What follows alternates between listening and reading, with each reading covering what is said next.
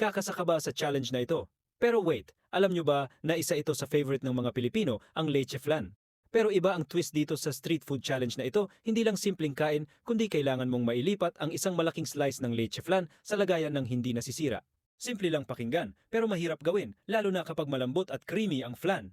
Kaya dapat steady ang kamay, kalmado ang paggalaw, at syempre may tamang strategy. Kapag nagtagumpay ka, iyon na agad ang golden prize, isang buong slice ng matamis na makremang leche flan.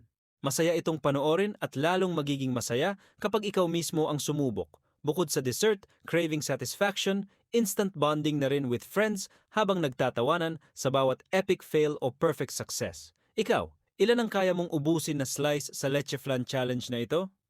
Salamat sa iyong suporta sa channel na ito, kapatid. Mabuhay ka! Sa tingin nyo, maganda kayang ipa-challenge ito sa Pasko at Bagong Taon?